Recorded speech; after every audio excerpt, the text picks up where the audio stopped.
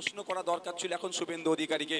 তুমি এখন বিজেপির প্রতিনিধি, কালকে কার প্রতিনিধি থাকবে বলতে পারবো না, কিন্তু তোমাকে জবাব দিতে হবে। তুমি বর্তমান যে সরকারে আছো, সেই সরকার বছরে 2 কোটির চাকরি দিবার গল্প শুনিয়েছিল।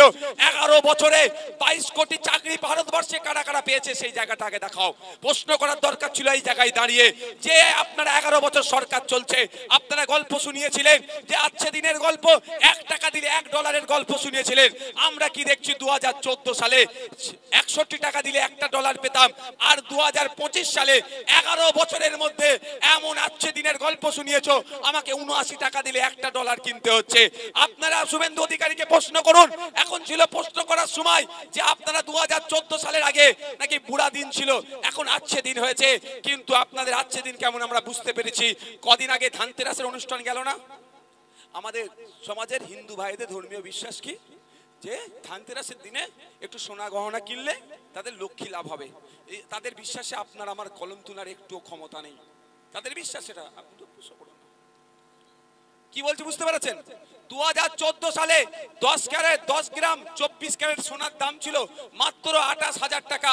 আজকে দিনের স্বপ্ন দেখালো, আজকে দিনের স্বপ্ন দেখিয়ে আমার হিন্দু ভাইদেরকে ধর্মীয় কাজে আরো বরঞ্চ বাধা দেওয়ার হচ্ছে। হে শুভেন্দু অধিকারী হিন্দু হিন্দু ভাই ভাই গল্প শোনাচ্ছে।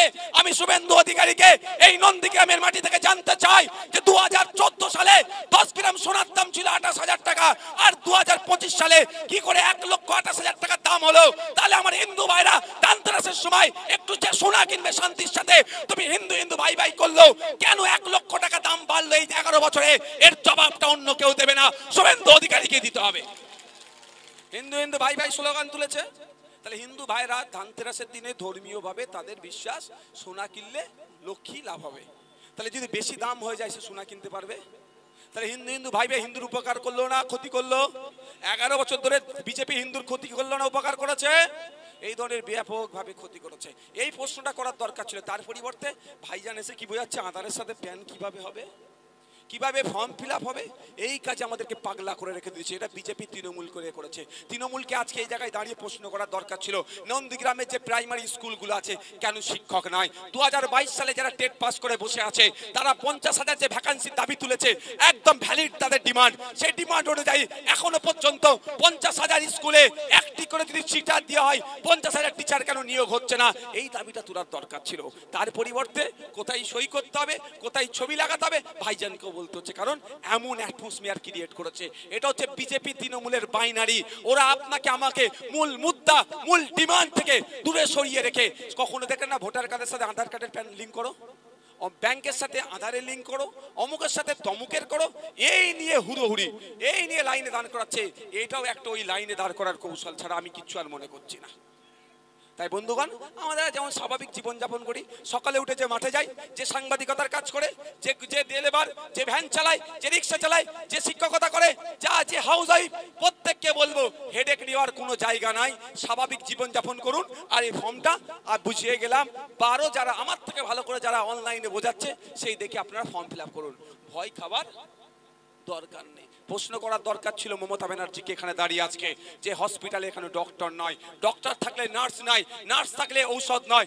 এমনও ঘটনা ঘটেছে, আমি তো অনেক আগে থেকে বলছি, রিসেন্ট পেপারে পাবলিশ হয়েছে মুর্শিদাবাদের টমকলে সুপার স্পেশালিটি হসপিটাল, অত্যাধুনিক মানে এক্সরে মেশিন, কিন্তু দুর্ভাগ্য এক্সরে মেশিনের যে রিপোর্টটা বার হবে, এক্সরে প্লেট বলি না আমরা সহজ ভাষায়, মেডিকেলের ভাষায় কি বলে আমি জানি না, আমরা গ্রাম্য ভাষায় বলি কি এক্সরে প্লেট।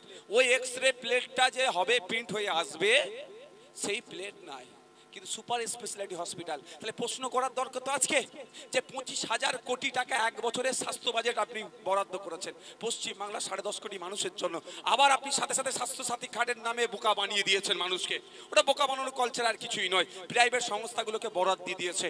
তো আপনি এখন তাহলে হসপিটালে এক্সরে প্লেট নাই কেন? এই প্রশ্ন করার দরকার ছিল তো।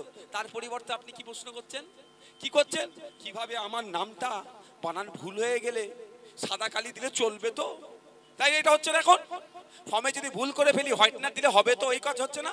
প্রশ্ন করার দরকার ছিল মোদিকে, এত রেলের অ্যাক্সিডেন্ট হচ্ছে কেন? এর জন্য মোদি দায়ী। বলবেন কি করে? আপনাকে জানিয়ে যাই 2023 সালে একটা আরটিআই হয়েছিল, বসো তো বাড়ি যাও, একদম বাড়ি চলে যাও। 2023 সালে একটা আরটিআই হয়েছিল, আরটিআই এর জবাবে যে রেলের বিভিন্ন ডিপার্টমেন্ট আছে সেফটি সিকিউরিটি ডিপার্টমেন্টের ভ্যাকান্সি কত?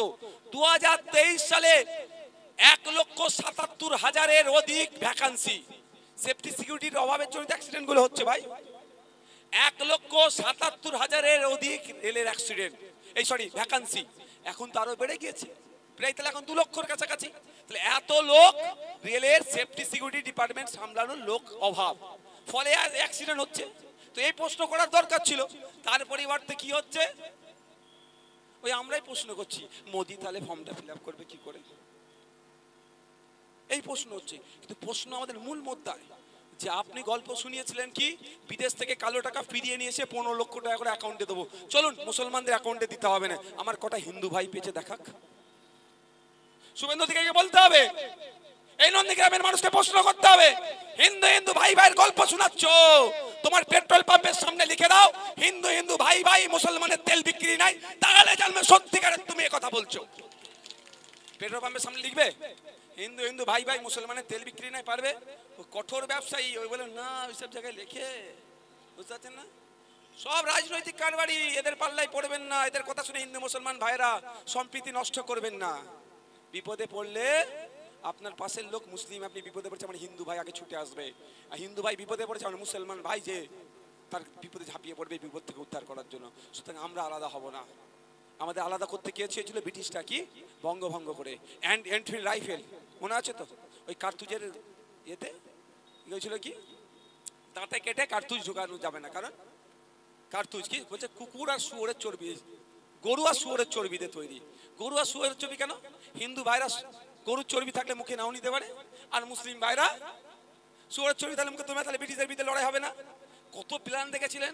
আজকে হিন্দু হিন্দু ভাই ভাই ও করছে, আর ওদিকে হেজাব দিয়ে উনি বসে আছে। দুজন হিন্দু ভাইরা ভাবছে শুভেন্দু অধিকারী আমাকে বাঁচাবে, আর আমাদের মুসলিম ভাইরা ভাবছে এই দিদি যখন হিজাব দিয়েছে চিন্তা নেই বাঁচিয়ে নেবে, বাঁচানোর নাম করে কবরস্থানে নিয়ে যাচ্ছে, আর ও হিন্দু হিন্দু ভাই ভাই বলে শ্মশানের দিকে টেনে নিয়ে যাচ্ছে। এই দুই রাজনীতিক কারবারির বিরুদ্ধে আমাদের কি করতে হবে? লড়াই করতে হবে গণতান্ত্রিক প্রক্রিয়ায়। নন্দীগ্রামের হিন্দু মুসলমান কাঁধে কাঁধ মিলাতে হবে, আওয়াজ তুলতে হবে। একদিকে যেমন আমাদের অদিত্য বেরার খনিদের শাস্তির ব্যবস্থা করতে হবে, শেখ সেলিমের খনিদেরও ব্যবস্থা করতে হবে, কাঁধে কাঁধ মিলে আওয়াজ তুলতে হবে। নন্দীগ্রামের সরকারি স্কুলে টিচার দিতে হবে, নন্দীগ্রামের হসপিটালে ডক্টর দিতে হবে, রাস্তাঘাট উন্নয়ন করতে হবে, আর্থসামাজিক ভাবে নন্দীগ্রামকে এগিয়ে নিয়ে যেতে হবে। এই দাবি শুধু মুসলিম তুললে হবে না, এই দাবি শুধু হিন্দু তুললে হবে না, এই দাবি নন্দীগ্রামের মানুষকেই তুলতে হবে। ধন্যবাদ সকলকে। আজকের এই বক্তব্য এখানে আমরা সমাপ্ত করছি। আগামী দিনে আসবো বলে যাচ্ছি, এখানে শুনে লাস্ট কথা শুনে যান, আগামীতে আবার নন্দীগ্রামে আসবো, দেখি কেউ আটকাতে পারে। হ্যাঁ, আমি আবার শেষ করছি, আবার আমার কথাটা শুনে আপনারা বাড়ি যান। আবার আমি যে কথা বলছি শুনে বাড়ি যান। পুলিশকে অযথা দোষ আমি দিতে আর পক্ষে নয়, কারণ আবারও বলছি মন্দিরের ঘন্টার মতো, বরঞ্চ আওয়াজ তুলতে হবে আমাদের এই মঞ্চ থেকে যে সরকারি কর্মচারী, পুলিশ, স্কুল মাস্টার থেকে শুরু করে যাদের, তাদের দিয়ে কেন কেন্দ্রীয় সমাহারে হচ্ছে না, এই আওয়াজটা তুলতে হবে। আওয়াজ তুলবেন তো ভাই? একটু এদিকে ঘুরে যান তো একবার, এইদিকে আদিকে তাকান। পুলিশের দিয়ে কেন বাকি আছে, আওয়াজটা তুলবেন তো নাকি?